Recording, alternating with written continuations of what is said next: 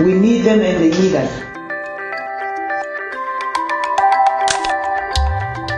A partnership, of course, is very important for CAFO. Even in our work plans, it's important that we have linkages, because we say we cannot do it all by ourselves. CAFO has been here for some time. The ministry is gaining from CAFO because what they do it in supporting the ministry, provide specific services to the children that we cannot reach. In terms of partnership, in any partnership, it is very important to always realign. Constant communication, discussions to see how to make this better, how can we do it better in the end. We want organizations to support government or the ministry in what we are doing. Aligned to government relational plans and the plans we have. And there should be clear guidance on how the relationship should operate. There should be clear boundaries in place. One of the successes of CAFO, that it is clear what is the expectation, so that there is the option to say, I don't want to be a part of this partnership because it doesn't support what I believe in, or because there isn't a greater benefit for me. And communication is key. The small grants package, which is what CAFO use, is to clearly detail this is the expectation of CAFO. That's where REPSI comes in, because they have excellent material. The small grants package was very effective in stating what CAFO is willing to fund, and if you give the money from CAFO, what CAFO's expectations are from you. It was commitment from CAFO to come to our meetings, their contributions, and also their trust in us that they developed at the end. So we see them as partners that we might feel guilty to miss their activities that they have, because they have supported us all the way. It's just that trust that is there. We really look at mapping, knowing who the partners are and what are they doing, in order to work with them and to avoid duplication, and to make sure that our programs are very effective in terms of reaching what we intended. We know that it's critically important to everyone play his or her part, the organization's part, within this particular goal to reach beneficiaries, which in our case is orphans and vulnerable children. So our definition in terms of partnership would be those critical stakeholders that would work together to achieve that common goal. So all role players in this regard, whether it's churches, government, whether it's headmen or any other that's working in the area and making the world a better place for orphans and vulnerable children. We have endorsed CAFO work plan, so they are reporting to us on activities they have done per quarter, so that we know how far are they going with the work plan that they have put up, and we appreciate it, because this becomes part of our activities as a ministry, because what they do is in support to the Ministry of Gender.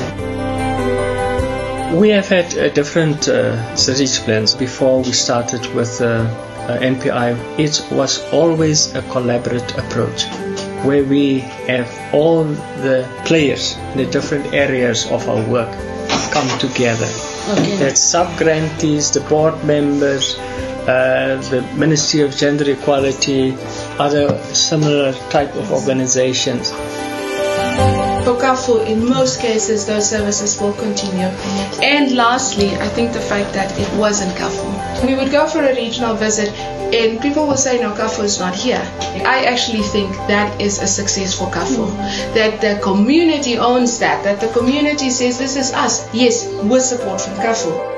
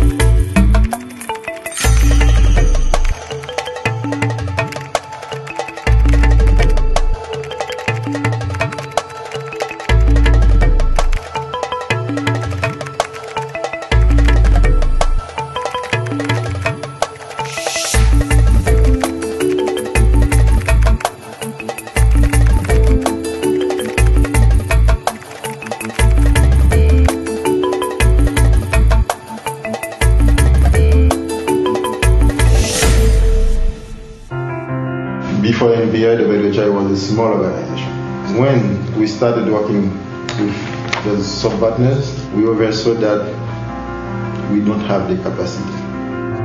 We had a sort of a turning point in the project, and Anita, you probably remember this, but where we began to just be better at listening and receiving feedback, and just really just being more aware of all the things that we didn't know to implement the work that we were doing.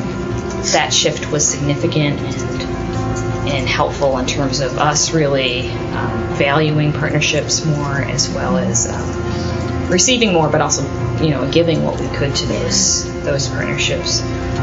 Without providing the AED technical assistance, I think the WHI and its sub-grantees would fail. If we were not open to be very candid, what we need as an organization to start the implementation, the goals and the objective to support the capacity building of the organization, we want to achieve it. We sat together, we designed organizational development plan, we start working. It was a kind of learning by implementation. There were some partnerships that we had with different groups, particularly there's a OBC organization in Namibia. Yeah, and we had extensive conversations with them around some of their OBC tools. We had a long-term relationship with another partner, Nazarene Compassionate Ministries, and we kind of compared notes at a lot of moments trying to figure out, are we on the right track with what we're doing here? For the sub-partners, we took them from a state that they existed at that time, and just that. They didn't have any system, any assets, any competencies to implement any program. So from where we took the sub-partners and where they are today as an organization,